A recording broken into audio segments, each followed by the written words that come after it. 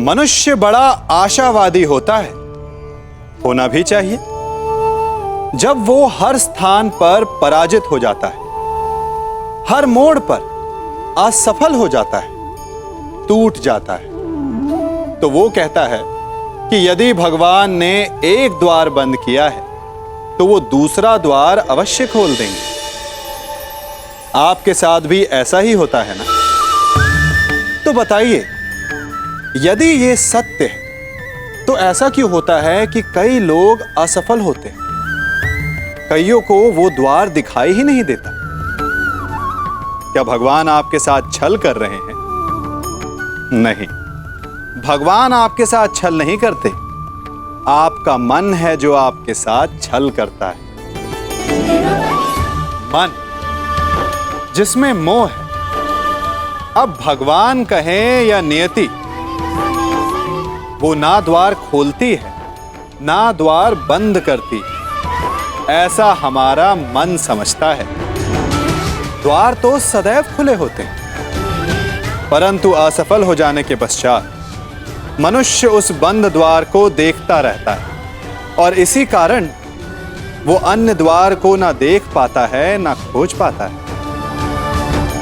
तो सफलता पाने का मूल मंत्र है मोह का त्याग, निरंतर परिश्रम, और फिर देखिए आपको अपने जीवन में सारे मार्ग खुले हुए मिलेंगे। तुम्हारा कर्म युद्ध अब आरंभ होने जा रहा है मित्र।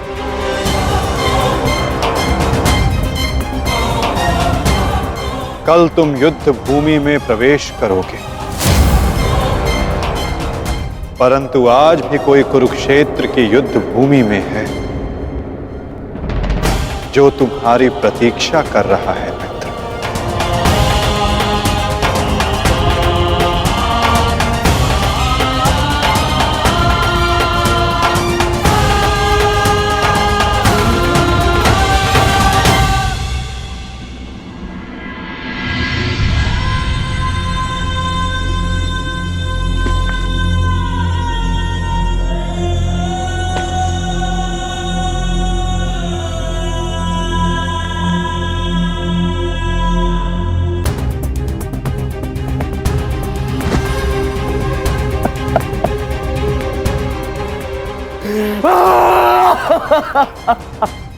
टच रे!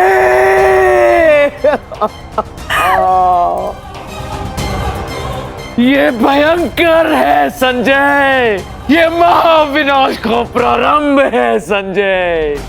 वो वट वृक्ष गिर गया संजय, जिसकी छाया में हस्तिनापुर और मेरे पुत्र सुरक्षित थे। अब कौन करेगा कुरुवंश की रक्षा? कौन करेगा मेरे पुत्रों की रक्षा?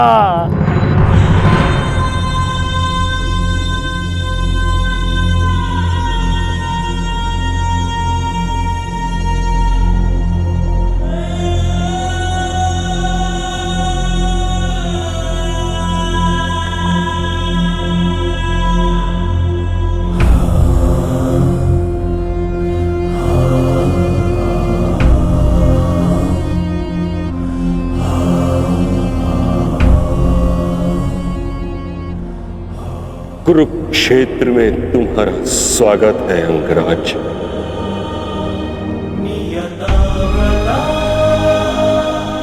आप जानते थे कि मैं माता कुंती का ज्येष्ठ पुत्र हूं।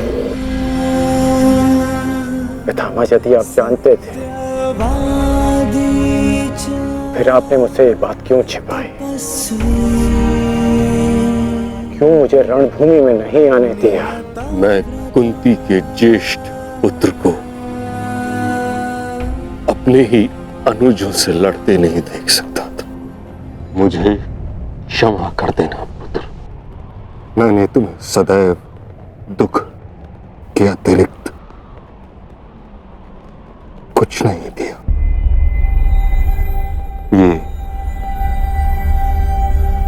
तुम्हारा युद्ध नहीं, क्योंकि मेरी भांति ना तो तुम वचन से बंधे हो, न ही राज्य से। तुम तो सदा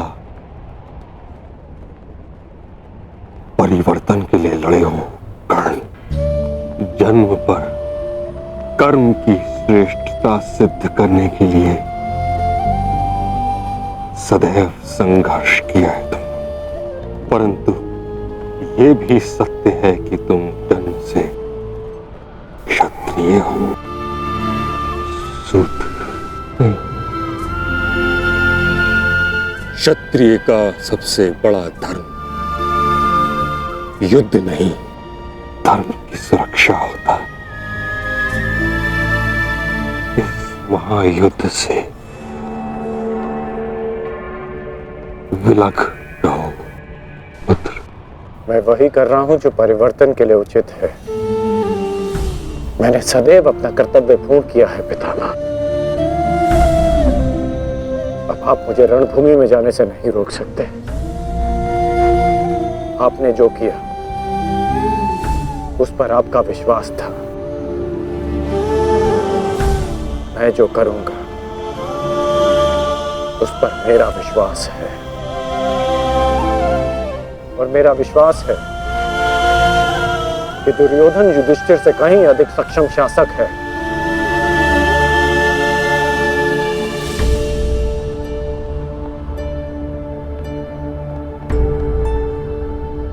निसंदेह तुम एक महान क्षत्रिय भी हो और योद्धा भी। युद्ध और संघर्ष तुम्हारे रक्त में है। ये देह छोड़ते समय एक बात का खेद रहेगा मुझे कि यदि मैं तुम्हारे बारे में पहले जान जाता तो हस्तिनापुर के सिंहासन पर तुम विराजमान होते पुत्र। तुम्हारे ध्वज तले मैं गर्व से युद्ध करता और हस्तिनापुर के सिंहासन के प्रति मेरी प्रतिज्ञा भी पूरी हो जाती। ना ये अधर्म होते, ना ये युद्ध होता।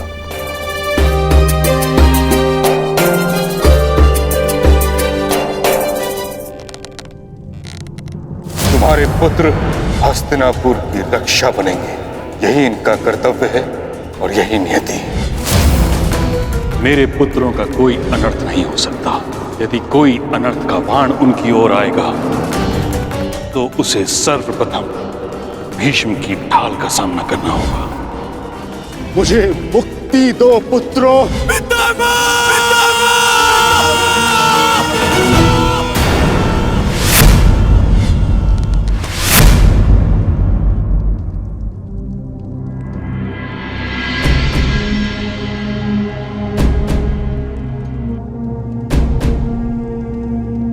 पार्थ,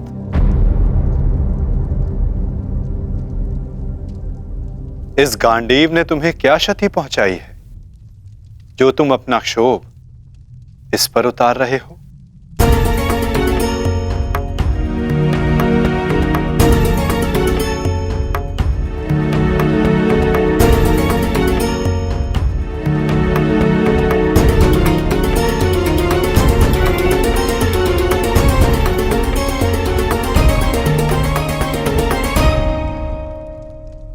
आज तुमने जो किया निसंदेह बहुत कठिन था पार्थ।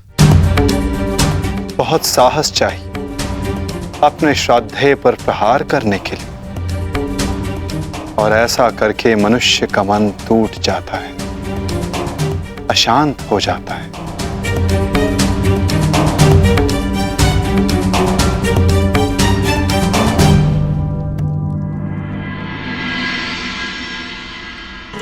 परंतु धर्म स्थापना के लिए, पाप के अंत के लिए ऐसा करना अनिवार्य था धनंजय।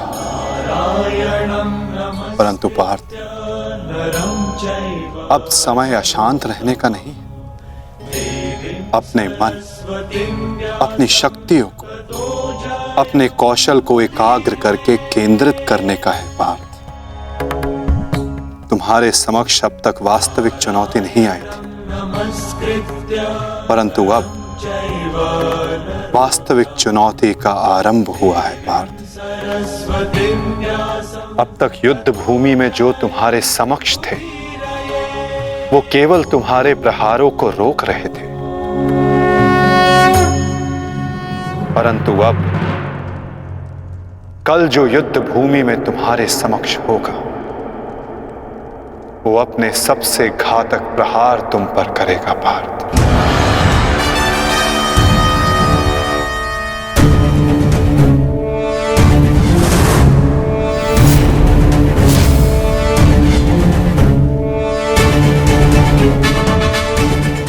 कौरवों की ढाल टूटी है और अब इस युद्ध में नियम टूटने प्रारंभ होंगे पार्थ। स्वयं को संभालो पार्थ और युद्ध के लिए सज्ज रहो, क्योंकि कल से प्रारंभ होगा वास्तविक महाभारत।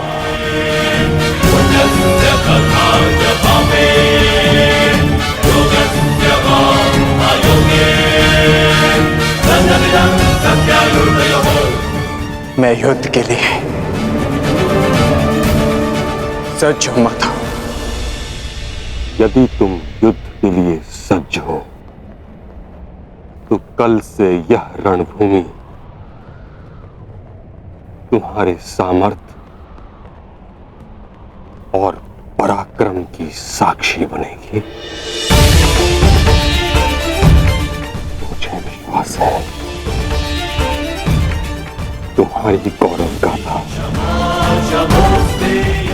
सहस्त्र वर्षों तक गाई जाएगी।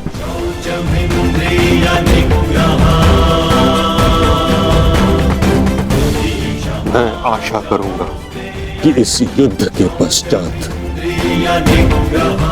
मैं गौरवशाली योद्धा कर्ण से भेंट कर सकूं।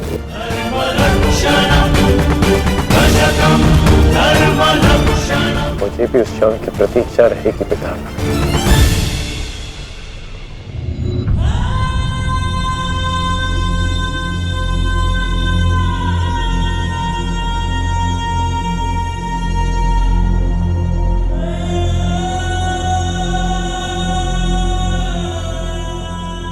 नियति का लिखा मैं नहीं बदल पाया कुंती।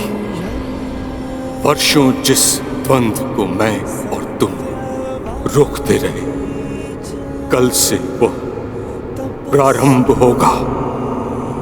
कल तुम्हारे दोनों पुत्र रणभूमि में एक दूसरे के विपक्ष में खड़े होंगे, एक दूसरे के रक्त के प्यासे।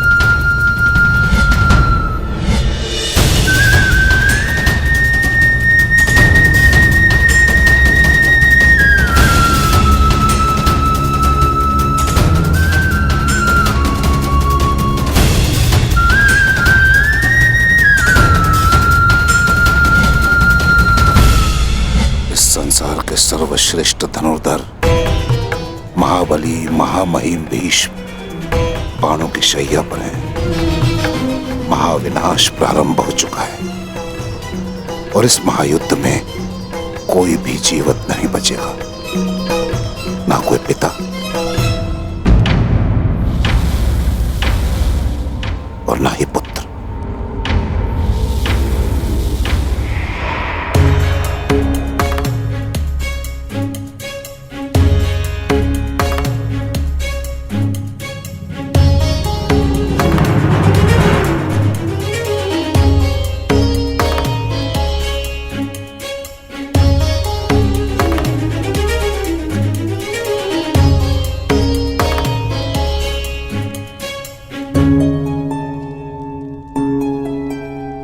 आपका स्वागत है आचार्य द्रोण। हम सब आप ही की प्रतीक्षा कर रहे थे। आइए।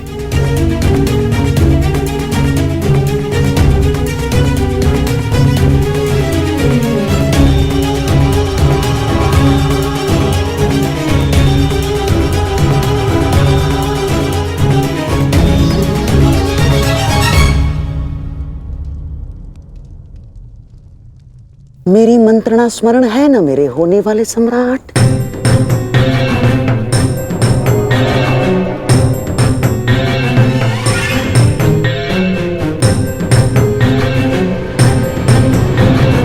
आज का दिन युद्ध भूमि में हमारे लिए दुर्भाग्यपूर्ण था। हमारे प्रमुख सेनापति महामहिम पितामह भीष्म शत्रुओं द्वारा रणभूमि से बाहर कर दिए गए और यह सब संभव हुआ है उन पांडवों के छल के कारण। किंतु यह युद्ध अभी समाप्त नहीं हुआ है वीरों। यह युद्ध तब तक शेष है तब तक हमारी अंतिम सांसें शेष है। और मैं दुर्योधन ये वचन लेता हूं कि मैं इस छल का प्रतिशोध लूंगा, अवश्य लूंगा।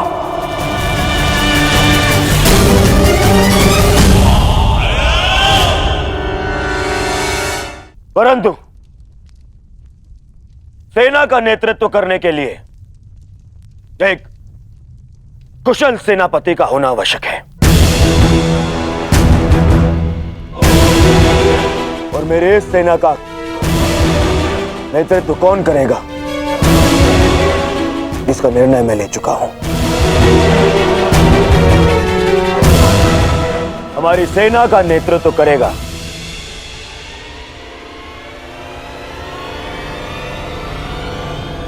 मेरा मित्र अंगराज कर्ण।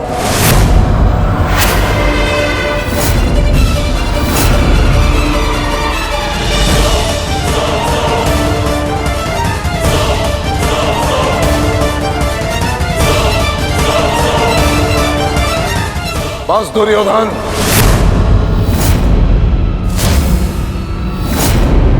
यह मेरा अपमान है और यह मत भूलो कि मैं तुम्हारा गुरुदेव हूं। अपने इस अपमान को कदापि सहन नहीं करूंगा। स्मरण है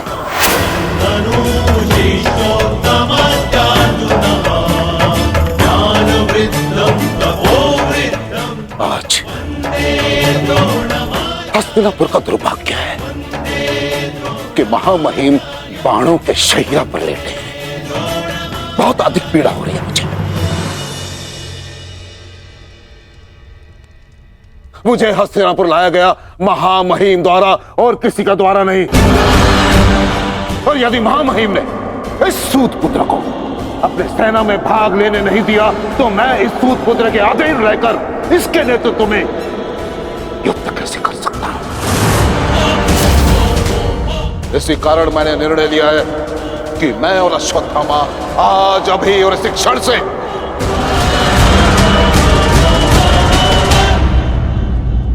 कौरवों के पक्ष का त्याग करते हैं।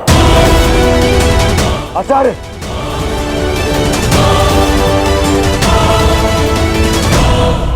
क्षमा करें पिताश्री, किंतु कर्ण के अधीन रहकर मुझे युद्ध लड़ना है या नहीं,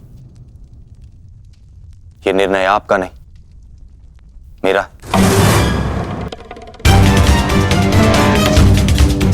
आप मेरी ओर से निर्णय नहीं ले सकते। बस अपने पिता और आचार्य से विवाद करने की अनुमति ना तो धर्म देता है और ना ही तुम्हारे भीतर का योद्धा। और एक योद्धा भी किस पक्ष से युद्ध करेगा, इसका निर्णय ना तो उसके आचार्य लेंगे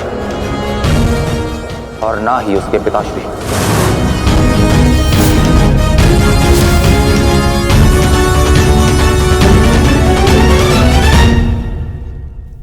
मेरे आदेश की अवहेलना करने का तो साहस कभी मत करना अश्वत्थामा। निर्णय ले लिया है मैंने कि आज अभी और इस क्षण से हम कौरवों के पक्ष का त्याग कर रहे हैं।